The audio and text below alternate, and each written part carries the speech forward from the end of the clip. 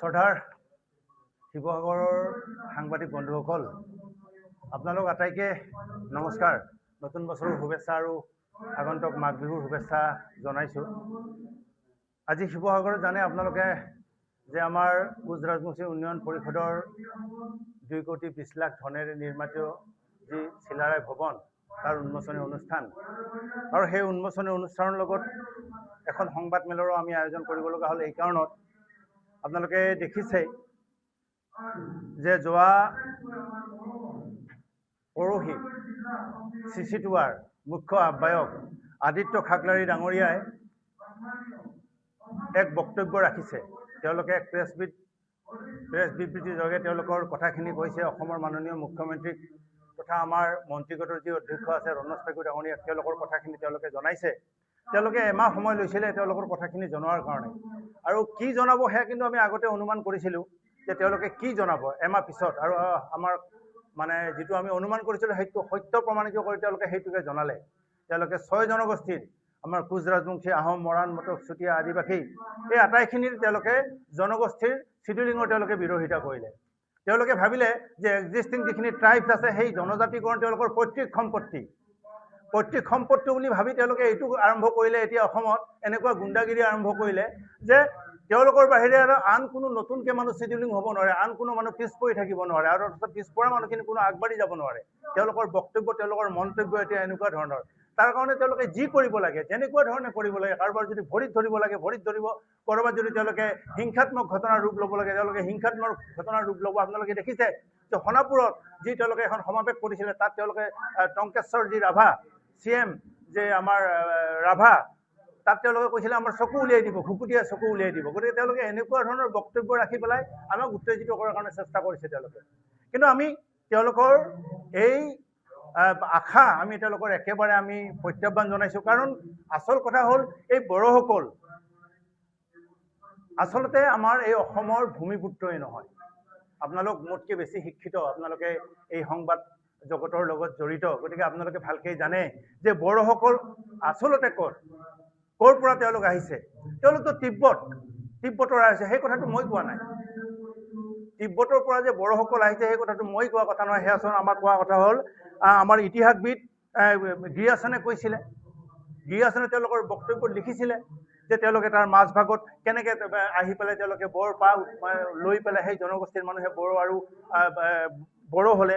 গতিকে এই কথাখিনি গোটেইখিনি কথা আজি আপোনালোকৰ আগত মই ক'বলৈ ওলাইছোঁ। আচল কথা হ'ল যিখন চুনচুলাই চুক্তি আপোনালোকে হয়তো জানেই, তথাপিও মই আপোনালোকক মনত পেলাই দিছোঁ।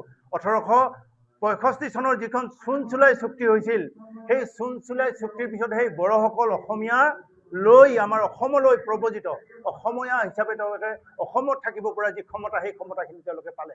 যদি চুনচুলাই চুক্তিৰ কথা আদিত্য খাকলাৰী ডাঙৰীয়াই যদি নাজানে, টংকেশ্বৰ ৰাভাই যদি নাজানে, তেওঁলোকে এবাৰ চুনচুলাই চুক্তি কি আছিলে সেইটো তেওঁলোকে এবাৰ চাই লওক। চুনচুলাই চুক্তিত কি হৈছিলে, কেনেকৈ বড়োসকলে অসমত থকাৰ সুবিধা পাইছিলে, এই কথাখিনি তেওঁলোকে এবাৰ চাই লওক। মই তেওঁলোকক প্ৰত্যাহ্বান জনাইছোঁ, যদি তেওঁলোকৰ যদি সামৰ্থ্য আছে, তেওঁলোকৰ যদি শক্তি আছে, তেতিয়াহ'লে তেওঁলোকে চুনচুলাই চুক্তি কি আছিলে সেই চুনচুলাই চুক্তিটো এবাৰ চাওক। আৰু সেই চুক্তিটো হৈছিলে 1865 চনত।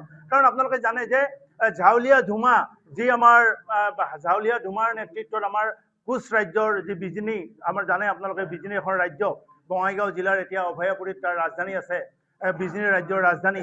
সেই বিজনী ৰাজ্যৰ ৰাজধানী এই ঝাউলীয়াই আক্ৰমণ কৰিছিলে ভূটানী আৰু কিছু বড়োক লগত লৈ পেলাই। ভূটান যিহেতু জানে আপোনালোকে, আমাৰ একেবাৰে ভূটানটো একেবাৰে পাত দেশত আছে। সেই পাত দেশৰ ভূটান আৰু এই বড়োসকলক কিছু লৈ পেলাই তেওঁলোকে আমাৰ বিজনী ৰাজ্যখন আক্ৰমণ কৰিছিলে। আক্ৰমণ কৰি জয় কৰি তেওঁলোকে সেই সময়ত তেওঁলোকে গুচি যাওঁতে তেতিয়া বড়োসকলে কৈছিলে যে আমাক থকাৰ কাৰণে কিছু সুবিধা কৰি দিয়ক। আৰু তেতিয়া এই ঝাউলীয়া ঝুমাই তেতিয়া কি কৰিছিলে, একেবাৰে ভূটানৰ পাত দেশত তেওঁলোকক কৃষক হিচাপে কৃষি কৰি জীৱন নিৰ্বাহ কৰাৰ কাৰণে কিছু ঠাই দিছিলে, আৰু সেই ঠাইত তেতিয়া বড়োসকল আছিলে।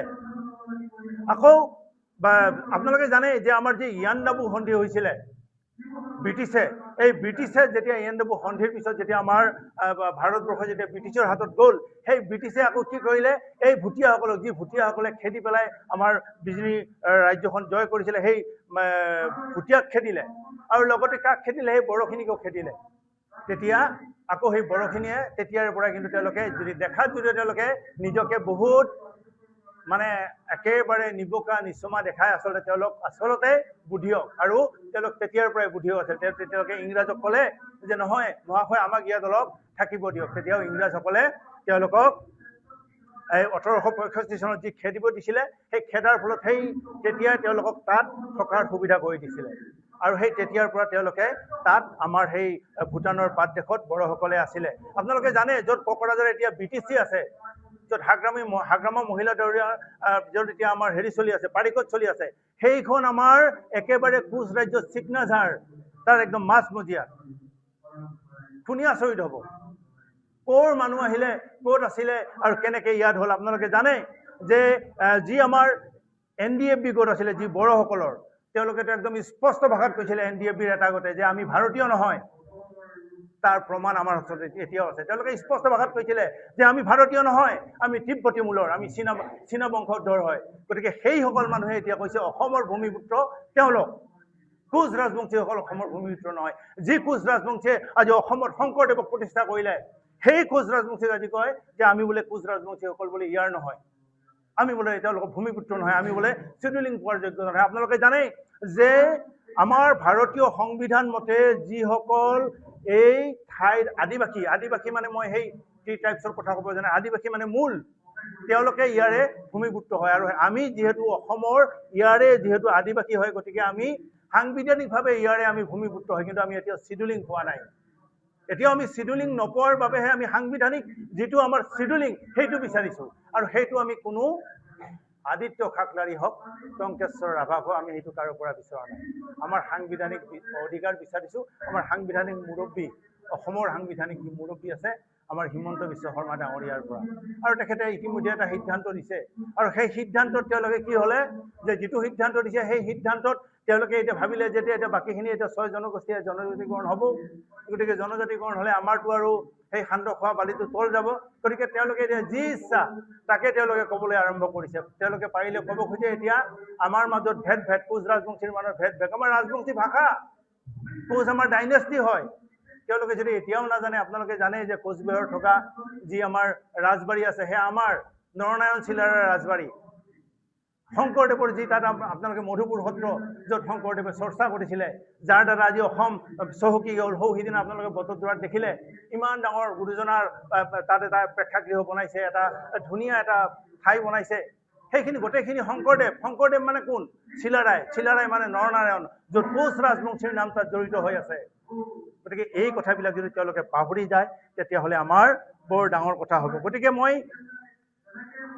এই কথাখিনি আপোনালোকৰ আগত ক'বলৈ ওলাইছোঁ যে তেওঁলোকে এবাৰ তেওঁলোকে ডিমাপুৰত তেওঁলোকে যি 1536 চনত যি আহোম ৰজা চুহুংমুঙে যি কছাৰীৰ ৰাজধানী ডিমাপুৰ ধ্বংস কৰিছিল তেতিয়াই তেওঁলোকৰ ভূটানৰ পাত দেশত আহি থিতাপি লৈছিলে গতিকে এই কথাবিলাক তেওঁলোকে মনত পেলাওক যে কোন আহোম ৰজাই তেওঁলোকৰ কছাৰী ৰাজ্য আক্ৰমণ কৰিছিলে তেওঁলোক কছাৰী বুলি কৈছিলে হয় না নহয় আচলতে কছাৰী আমাৰ গোটেইখিনি মানুহে কছাৰী হয় কছাৰীৰ লগত বড়োসকল লগ লাগি বড়ো কছাৰী আমি যেনেকৈ কোচ ৰাজবংশী কওঁ কোচ কছাৰী হয় না নহয় তেওঁলোকে কছাৰীৰ পৰা এতিয়া বড়ো কছাৰী হৈছে তেওঁলোকে গতিকে এই কথাখিনি তেওঁলোকে মনত কৰক 1536 চনত মই পুনৰ কৈছোঁ চুহুংমুঙে যেতিয়া কছাৰীৰ ৰাজধানী যেতিয়া ডিমাপুৰ ধ্বংস কৰিছিল তেতিয়া এই বড়োসকলে আমাৰ এই ভূটানৰ পাত দেশত গৈ তাত আশ্ৰয় লৈছিলে আৰু 1840 চনত যেতিয়া এই ভুটীয়াসকলক খেদিলে তাত তেতিয়া পমুৱা হিচাপে এই বড়োসকলে আছিলে আৰু তাত থাকি তেওঁলোকে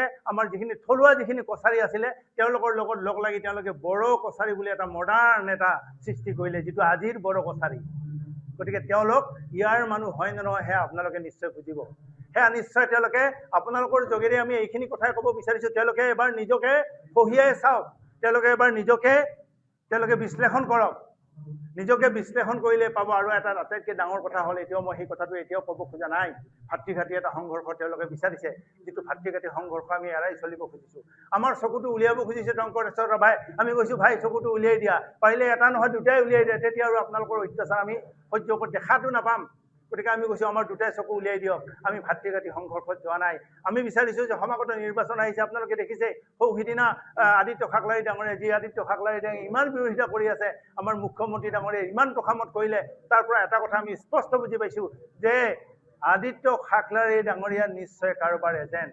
আমি আগত মনত ভাবিছিলোঁ, আমি প্ৰমাণ পোৱা নাছিলোঁ, কিন্তু পৰহিৰ আগদিনা তেওঁ যিটো আমাৰ অসমৰ মাননীয় মুখ্যমন্ত্ৰীক যি ধৰণে তোষামত কৰিলে, তাৰ পৰা আমি বুজি পালোঁ যে হয় তেওঁ আচলতে কাৰোবাৰ এজেণ্ট হৈয়ে কাম কৰি আছে। গতিকে তেওঁ নিজৰ সেই কাৰোবাৰ এজেণ্ট হোৱা কামটো তেওঁলোকে বাদ দিয়ক। তেওঁলোকে আমাৰ সেই ইতিহাসবিদ গিৰিয়াসনৰ কথাটো ভাবক, তেওঁলোকে আমাৰ এটকিনছনে যি লিখিছিল যে তীব্ৰতৰ যি বটপা আৰু তাৰ ভাষাটোৰ যিটো বড়ো স্কাৰ্ট আছিলে, সেই কথা তেওঁলোকে চিন্তা কৰক। তেওঁলোকে ভাবক এটকিনছনে যিটো কথা কৈছিল তীব্ৰতৰ মাজভাগত বড়ো দেশত থকা বাসিন্দাসকলে বৰপা বুলি কোৱা হৈছিল, সেই কথাটো তেখেতসকলে এবাৰ ভাবক। আৰু ক'ত তীব্ৰত, ক'ত তেওঁলোকক আমাৰ 1536 চনত আহোম ৰজা চুহুংমুঙে তেওঁলোকক ৰাজধানী ধ্বংস কৰিছিলে, আৰু তেওঁলোকে ভূটানৰ পাত দেশত আহি পেলাই থাকি পেলাই এতিয়া তেওঁলোকে কৈছে তেওঁলোকে বোলে চন অফ দ্য চইল। গতিকে এই কথাবিলাক মই আপোনালোকক জৰিয়তে তেওঁলোকক আদিত্য খাকলাৰী ডাঙৰীয়া এণ্ড কোম্পানীক মই আজি স্পষ্ট ভাষাত কৈছোঁ, তেওঁলোকে আমাক বিৰোধিতা কৰাৰ পৰা তেওঁলোকে বিৰত থাকক। তেওঁলোকে তেওঁলোকৰ নিজৰ প্ৰাপ্য বিচাৰক, যি ক'ব খুজিছে তেওঁলোকে কৈ থাকক, কিন্তু তেওঁলোকে এইটো ক'ব নালাগে যে 6 জনগোষ্ঠীয়ে জনজাতিকৰণ পাব নালাগে। কাৰণ এইকাৰণে আমি কৈছোঁ যে বড়োসকলেই অসমৰ ভূমিপুত্ৰ নহয়। আজিৰ দিনত মই স্পষ্ট ভাষাত কৈছোঁ, অসমত ভূমিপুত্ৰ বড়োসকল নহয়। আৰু যদি তাৰ প্ৰমাণ যদি আছে লাগে, তেতিয়াহ'লে তেওঁলোক আহক। মই যিখিনি কথা ক'লোঁ, চুলচুলাই চুক্তিৰ কথাটো তেওঁলোকে চাওক। ইয়াণ্ডাবু সন্ধিৰ পিছতে আমাৰ 1840 চনত যেতিয়া ভুটীয়াসকলক যেতিয়া খেদি পঠিয়াইছিলে ইংৰাজসকলে, সেই কথাটো চাওক, তেতিয়াহ'লে গোটেইখিনি কথা তেওঁলোকে স্পষ্ট ভাষাত বুজিব। আৰু আদিত্য খাকলাৰী ডাঙৰীয়াৰ যি চকু, যি বন্ধ চকু, নিশ্চয় সেয়া মেল খাব। গতিকে মই আদিত্য খাকলাৰী ডাঙৰীয়াক অসমৰ যি আমাৰ শান্তি সম্প্ৰীতি, যি আমাৰ এতিয়া ভাতৃত্ববোধ, সেয়া যাতে আমাৰ ঠিক থাকে, অসমখন যি উন্নতিৰ জখলাত আগবঢ়াই লৈ গৈছে আমাৰ মাননীয় মুখ্যমন্ত্ৰী ডাঙৰীয়াই, গতিকে সেই উন্নতিৰ খোজত তেওঁ যাতে খোজ মিলাই এই 6 জনগোষ্ঠীৰ জনজাতিকৰণত তেওঁ যেন বিধি পখালি নিদিয়ে, গতিকে তাৰ আহ্বান ৰখাই মই ইয়াৰ দ্বাৰা তেওঁলোকক জনাব খুজিছোঁ, আচলতে বড়োসকল নহয়, কোচ ৰাজবংশীসকল হ'ল এই অসমৰ আদিম ভূমিপুত্ৰ। কাৰণ এই কোচ ৰাজবংশীসকলে অসমত একেবাৰে আহোমৰ এই ৰাজধানী শিৱসাগৰৰ পৰা যদি চাই, গোহাঁই কমল আলিৰ পৰা যদি চাই, গোটেইখিনি আমাৰ কামাখ্যা মন্দিৰৰ পৰা যদি চাই, গোটেইখিনি কামাখ্যা মন্দিৰ যি আমাৰ কালাপাহাৰে ভাঙিছিলে, সেই কামাখ্যা মন্দিৰ বান্ধিছিলে কোনে? আমাৰ চিলাৰাই। গতিকে এই কথাবিলাক নিশ্চয় তেওঁলোকে এবাৰ পঢ়িয়াই চাব। অসমত ভাল কাম কোনে কৰিছিলে? আজি অসমৰ গুৰুজনা, অসম বুলিলে শংকৰদেৱ, গতিকে সেই শংকৰদেৱক কোনে থাপিলে অসমত, এই কথাবিলাক নিশ্চয় চিন্তা কৰিব। আৰু কোচ ৰাজবংশীৰ বিৰোধিতা নকৰিবলৈ মই পুনৰ আদিত্য খাকলাৰী এণ্ড কোম্পানীক মই অনুৰোধ জনাইছোঁ। আৰু তেওঁলোকক মই ইয়াৰ পৰাই সকীয়াই দিছোঁ, যদি ইয়াৰ পিছতো যদি তেওঁলোকৰ থাকে, মই আৰু এটা কথা আজিয়ে ক'ব খোজা নাই, যিটো কথা ক'লে হয়তো তেওঁলোকৰ আত্মসন্মানত লাগিব। সেই কথাটো হৈ যদি তেওঁলোকে ইয়াৰ পিছতো আৰু যদি কিবা যদি বক্তব্য ৰাখে, তেতিয়াহ'লে মই নিশ্চয় সেই কথা ক'বলৈ তেওঁলোকক বাধ্য থাকিম। ধন্যবাদ। যিকোনো খবৰৰ বাবে যোগাযোগ কৰক আমাৰ এই নম্বৰত 9181 307 221।